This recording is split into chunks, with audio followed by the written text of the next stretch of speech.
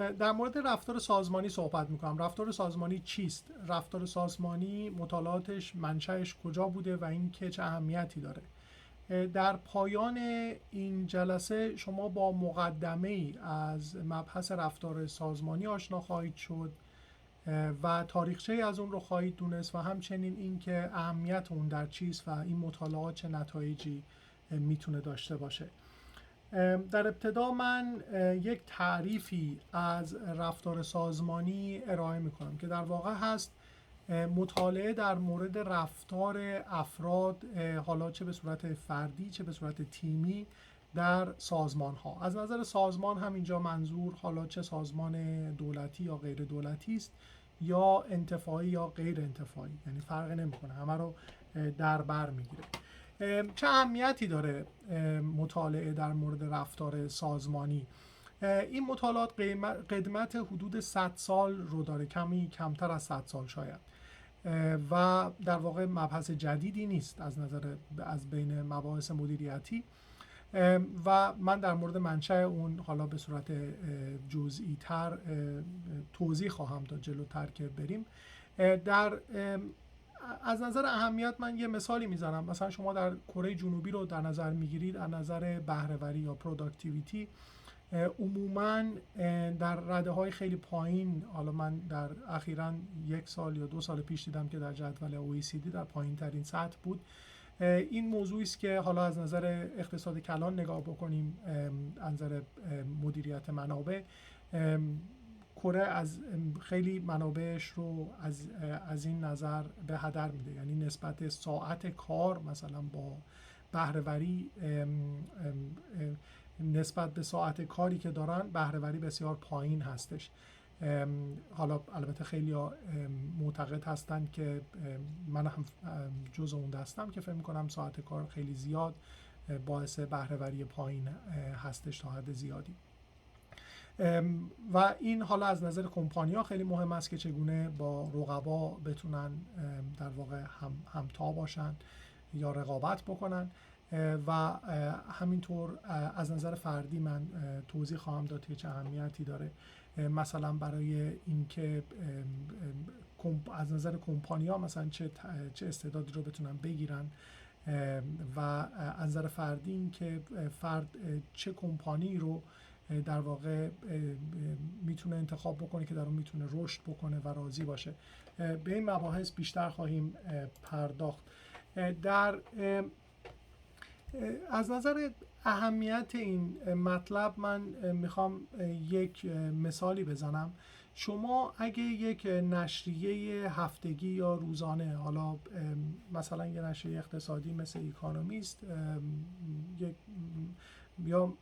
روزنامه هایی مثلا وال استریت جورنال یا فاینانشال تایمز رو اگه باز بکنید، همیشه میبینید که در صفحه اول 1-2 تا مقاله در مورد، حداقل در مورد مسائلی است که در واقع حوزه همین رفتار سازمانی میشه تلقی کرد. میشه مثلا به مواردی مثل بالانس بین شغل و زندگی اشاره کرد که در این زمینه مثلا مواردی مثل کار از راه دور این روزها خیلی مورد نظر هست، خیلی مورد هاتی هست در واقع. نحوه استفاده از تکنولوژی، حالا چه بحث مثلا کاهش تمرکز چه بحث افزایش بهره‌وری، اینها خیلی بحث‌های داغی هست. مسائل دیگه مثلا مسائل که حالا خیلی مورد بحث هست، مثل مسئله در واقع عدالت اجتماعی، مسائل مربوط به اون اصطلاحاً معروف هست، مثل بحث پذیرش اقلیت‌ها، مثل برابری موقعیت‌ها، برابری درآمدها. این بحث‌هایی که خیلی هم جنجال برانگیز این روزها، اینها در همین حوزه میشه در نظر گرفت. و دیگری بحث فرهنگ سازمانی. اینها فقط چند نمونه است. شما هر روزنامه رو باز بکنید، حالا حتما تمرکز اقتصادی اگه نداشته باشه، میبینید که مقالات زیادی که مربوط به همین مبحث رفتار سازمانی میشه در اونها وجود داره. در واقع مطالعات یا نتایج مطالعات این شاخه مطالعاتی میشه از دو لول یا دو سطح اونا رو در نظر گرفت. یکی از سطح فردی است، یکی از سطح سازمانی. پیشتر اشاره کردم به چند مورد. از سطح سازمانی میشه مثلا به مواردی اشاره کرد که افزایش سود، افزایش بهره‌وری، جذب استعداد، نگه داشتن استعداد و موارد دیگری از این قبیل. از نظر فردی هم رضایت شغلی، رشد در کار و در واقع ارتباطات خوب، فضای مناسب کاری و غیره. در واقع ویل بینگ یا آرامش یا صحت یا سلامت ذهنی اگه ترجمه خوبی باشه. اینها مواردی است که در واقع نتایج مثبت به کارگیری درست در واقع همین مطالعات رفتار سازمانی میتونه باشه. من میخوام در مورد منشأ این مطالعات صحبت بکنم، ولی برای اینکه این رو بتونم درست باز بکنم نیازمند به این هستش که برگردم به یه مقداری عقب‌تر به انقلاب صنعتی و از اونجا بیام جلو به صورت خیلی گذرا تا برسم به در واقع اوایل قرن 20، اوایل قرن گذشته که شروع مطالعات رفتار سازمانی هست. انقلاب صنعتی رو میشه از نظر تغییرات عمده‌ای که در جوامع و در صنایع ایجاد کرد نگاه کرد. از عمده تغییراتی که ایجاد شد یکیش این بود که کارخونه ها و بیزنس ها نیازمند به این بودند که دفعتاً تعداد خیلی زیادی کارگر رو اداره بکنند و این مسئله پیچیده‌ای بود. از دیگر تغییراتی که در انقلاب صنعتی به وجود اومد این بود که در واقع ماشین در کنار انسان به کار گرفته میشد به صورت گسترده و این ماشین ها در واقع وظایفشون رو به تغییر بود، نوعشون رو به تغییر بود و به همین ترتیب و وظایف افراد رو به تغییر بود و در کل انقلاب صنعتی مشخصه بارزی که داره و از اون به بعد این هست که تغییرات در واقع بازار و تغییرات صنایع بسیار سریع بوده و هرچه سریعتر میشه به جلوتر که میاد و این مستلزم این هست که در واقع مدیران خودشون رو تطبیق بدن با شرایط مورد تغییر یا دینامیک در واقع صنعت خودشون یا بیزینس خودشون. از این رو در واقع ما میتونیم بگیم که علم مدیریت حالا به صورت کلی تلاش بر پاسخی است به چالش هایی که از انقلاب صنعتی به بعد به خصوص به وجود اومده و در واقع ما میتونیم به دو دسته کلاسیکال منیجمنت تئوری و نو کلاسیکال منیجمنت تئوری در واقع تقسیم بکنیم که اول من به کلاسیکال منیجمنت تئوری یا تئوری مدیریت کلاسیک اول صحبت میکنم تا برسیم به در واقع اوایل قرن 20. به چند تا از در واقع افراد شاخص تئوری مدیریت کلاسیک من از اونها نام خواهم برد. اولین فردی که میخوام صحبت بکنم مکس وبر هست. مکس وبر در واقع در واقع یک جامعه شناس که در واقع یک دید خیلی کلی و از دور داشته به جامعه و در واقع به سازمان. ایشون با تئوری که در مورد بوروکراسی ارائه میکنه در واقع یک سعی میکنه که رابطه بین رهبر یا فرمانده یا در واقع حالا حاکم سیاسی یا لغتی که من دیدم وبر استفاده میکنه رولرشیپ یا به جای مثلا از رولرشیپ هم استفاده میکنه، کسی که در واقع قانون گذار هست و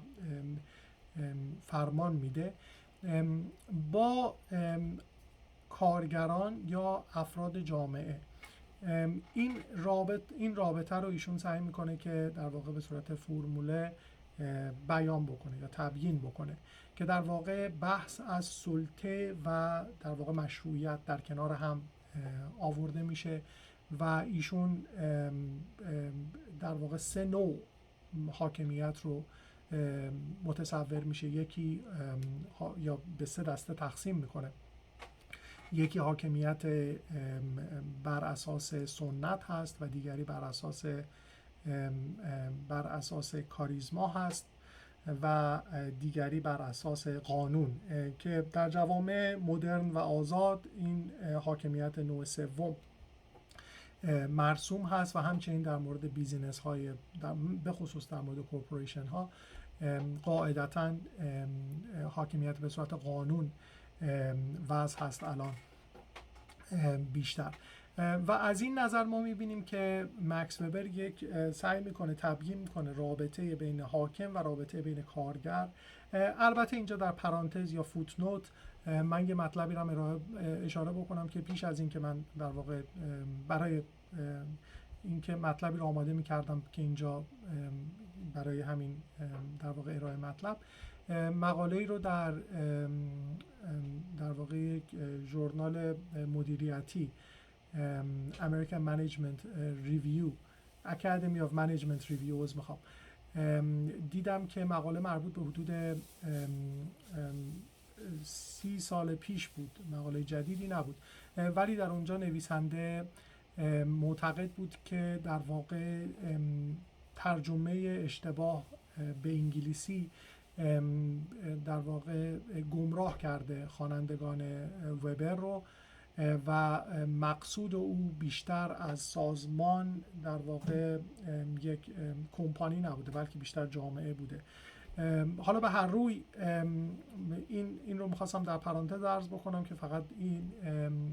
صحبت هم میشه که بیشتر تمرکز وبر بر جامعه بوده و حکمرانی جامعه. کسی که به عنوان بنیانگذار علم مدیریت مطرح میشه بیشتر تیلر هستش که مکتب رو تیلریزم هم بهش اطلاق میشه. در واقع برعکس وبر که به یه دید از دور و کلی داشته، تیلر یک دید از نزدیک داشته و بیشتر و تمرکز میکنه بر بهینه‌سازی در واقع کار فردی، بهینه‌سازی بهره‌وری فردی یا optimization of individuals productivity. در واقع اگه بخوام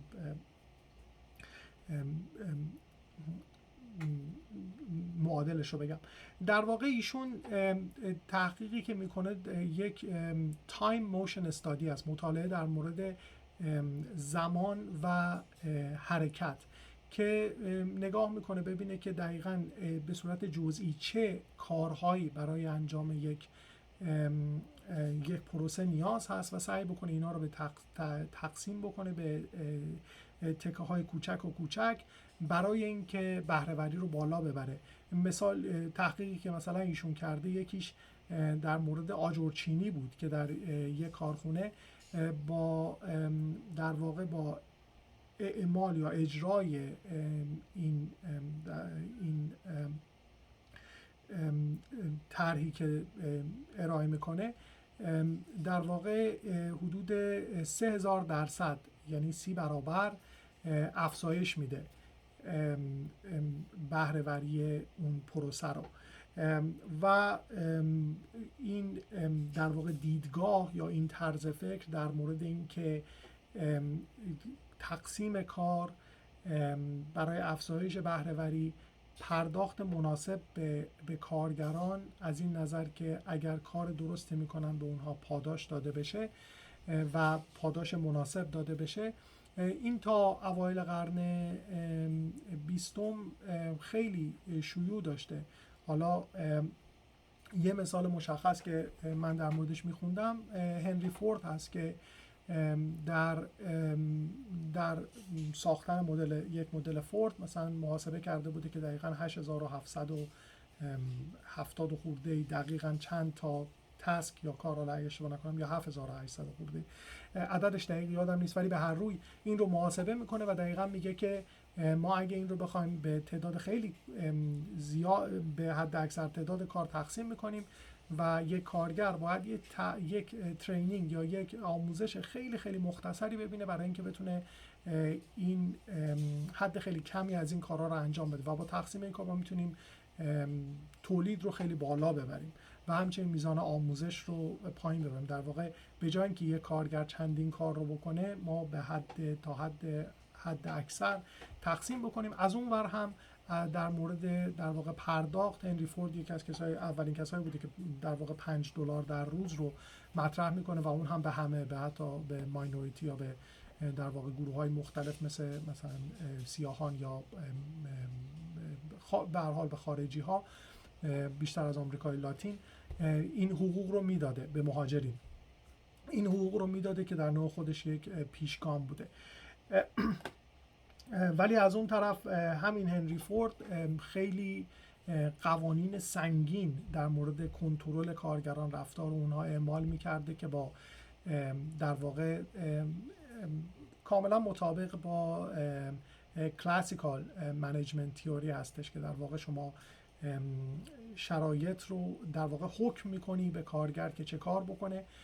باید از نظر دستور عمل اینستراکشن کامل باشه و از نظر در واقع پرداخت هم درست باشه. اگر این شرایط مهیا باشه بهره‌وری بالا میره. این مطالب من رو خیلی به یاد یک کتابی انداخت که اخیراً خوندم از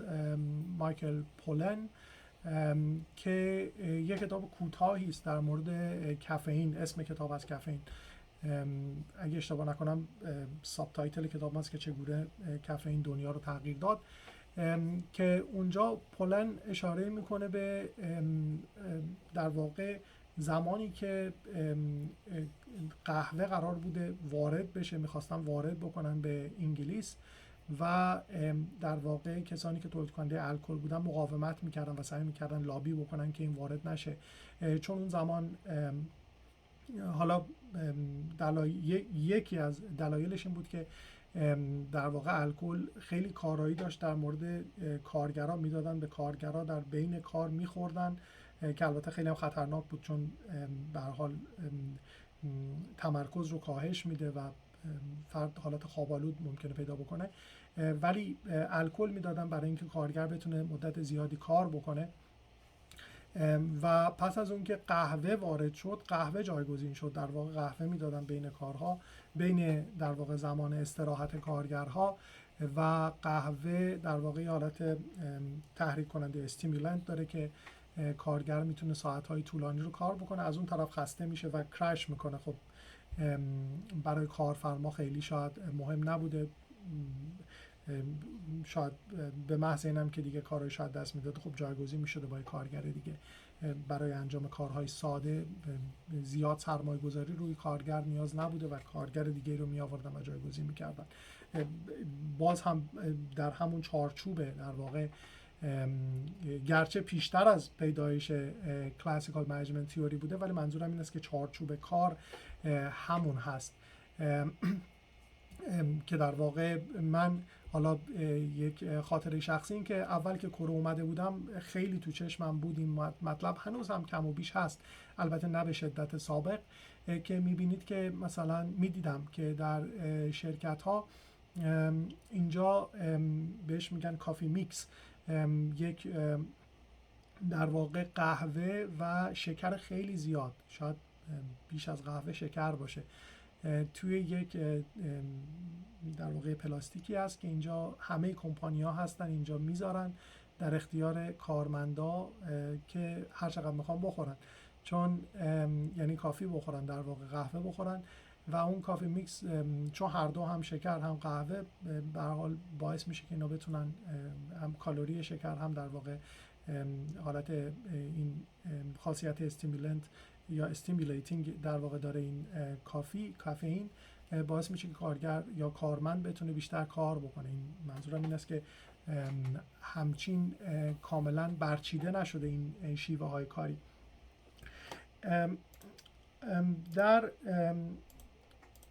در ادامه که حالا از در واقع من توضیح مختصری در مورد وبر و تیلر دادم، بعد از اون به فیول هم یه اشاره بکنم که در کار خودش General and Industrial Management ایشون هم یه سری اصول مدیریتی رو ارائه میکنه، مثلا ارگانایز کردن، مثل طراحی کردن، مثل کنترل، مثل کوآردینیت کردن، یا حالا ترجمهش دقیقا هرچه میشه، که او به یک اصول مشخصی، در واقع به 14 اصل اگه درست در ذهنم باشه اشاره میکنه، به 14 اصلی که از جمله چیزهایی که خیلی نزدیک بوده به در واقع به آنچه نو کلاسیکال منیجمنت میاد صحبت میکنه، حتی در مورد اینکه برابری پرداخت، حتی در مورد ثبات شغلی فیول صحبت میکنه،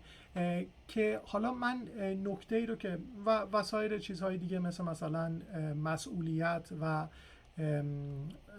حاکمیت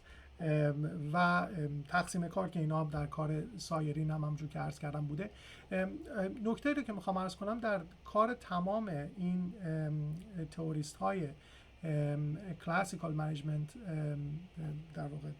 ویو یا پرسپکتیو یا تئوری که هرچی میگیم، میبینیم که اینا اشاره‌ای به روانشناسی یا در واقع ارتباط کارگران به همدیگه ندارن. تا اینجای کار هرچه که گفتیم،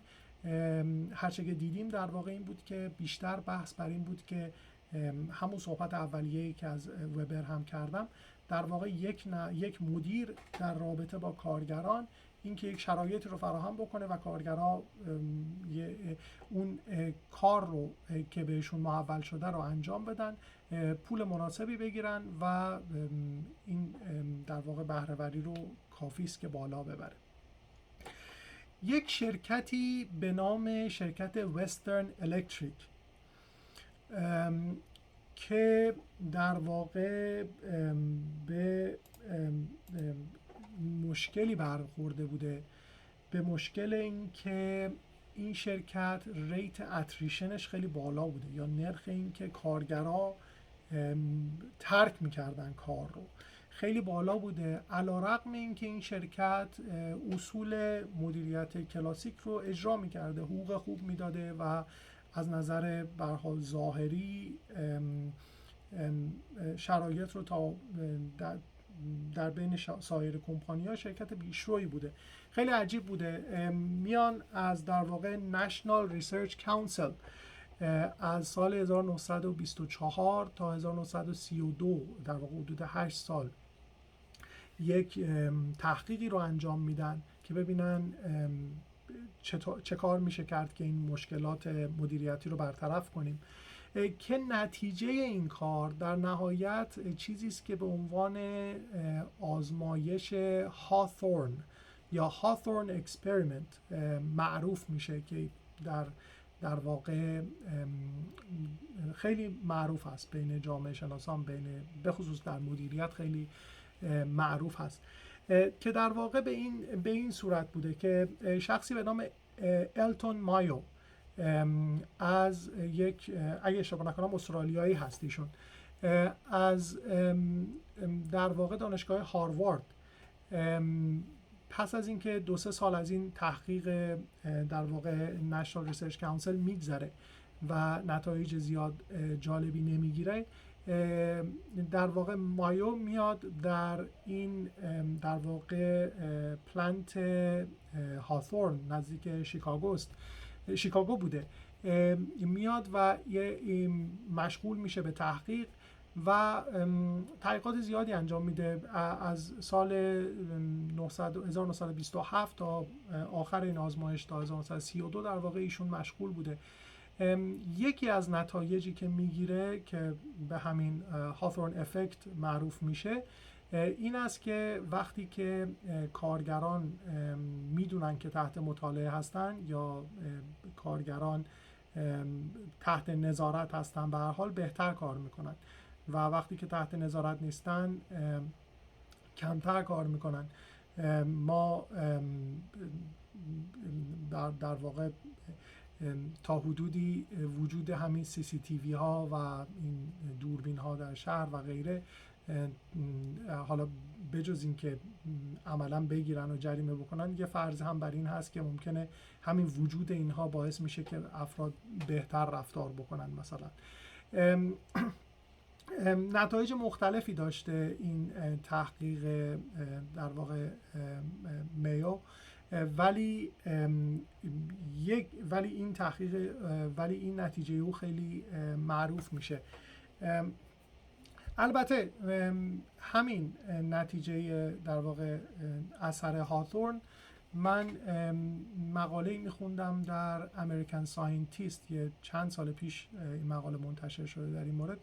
که اشاره میکرد به این که در واقع سامپلی که میو استفاده کرده بود سامپل خیلی کوچیکی بوده و قابل قبول نیست. کارگرها عوض میشدن، یک کارگرها رو استفاده نمیکرده و یه سری از دیتا ها رو اینا از بین برده بودن و این دیتا نشون نمیده که اینه، و بعد از اون هم سعی میکنن که این آزمایش رو دوباره اجرا بکنن، ولی آزمایش در واقع نمیتونن که رپلیکیت بکنن یا دقیقاً دوباره این رو به همون صورت اجرا بکنن. ولی این به هر حال این اثر خیلی معروف است. مثلا بحث میشه برای این که پزشک اگه تحت نظارت باشه آیا ریت بهبود بیمارا بالا میره یا ثابت میمونه. در خیلی کانتکست های مختلف میشه این رو بررسی کرد، ولی تا کنون ظاهرا تا اونجایی که من خوندم این بوده که قطعا مورد تایید نمیتونه باشه. به هر روی شروع در واقع بررسی بر رفتار، نگاه روانشناسانه بر رفتار کارگران میشه منشأش رو از اینجا دید، از همون 1920 به بعد که شروع میشه به این که رفتار تیم ها با هم چگونه است، رضایت شغلی چگونه است، در چه شرایطی رفتار کارگران یا کارمندان انگیزه بیشتری برای کار دارن و این در واقع میشه منشأ مطالعات رفتار سازمانی که در واقع هم در زمینه فردی بررسی میشه، همونطور که عرض کردم، هم در زمینه گروهی بررسی میشه و هم در زمینه در واقع سازمان و ارگانیزیشن. از 4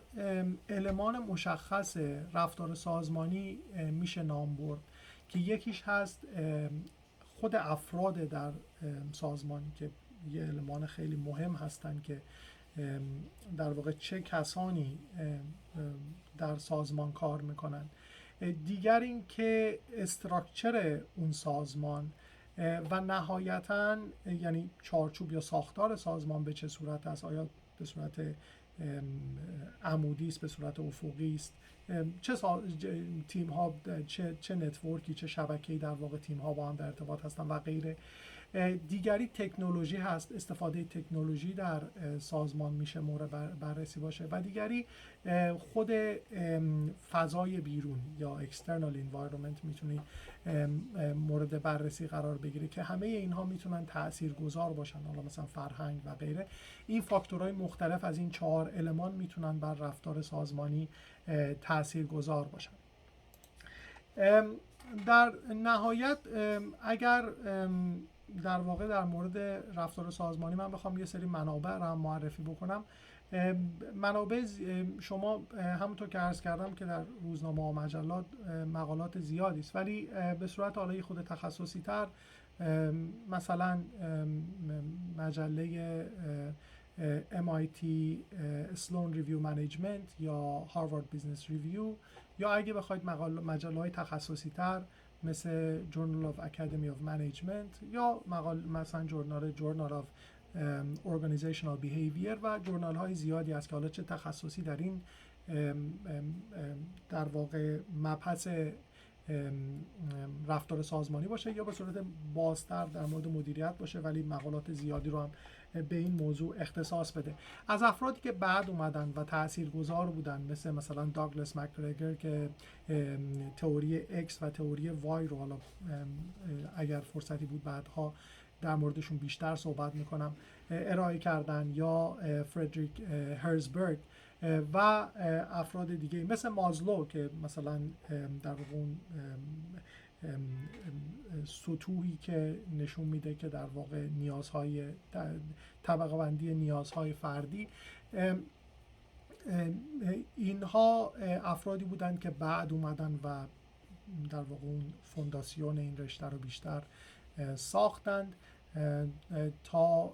تا به امروز که تحقیقات زیادی در این مورد انجام میشه. خب در این صحبت کوتاه حدود نیم ساعت من یک مقدمه ای از در واقع تعریفی از رفتار سازمانی کردم، به یک تاریخچه مختصری پرداختم که چگونه شکل گرفته و تا حدی به اینکه مطالعات در چه زمینه‌هایی انجام میشه امروز پرداختم. امیدوارم که مورد استفاده باشه. اگر نظری داشتید خوشحال میشم که بشنوم و با در واقع به اشتراک بذارید. میتونید به صورت کامنت اشتراک بذارید. وقت شما بخیر.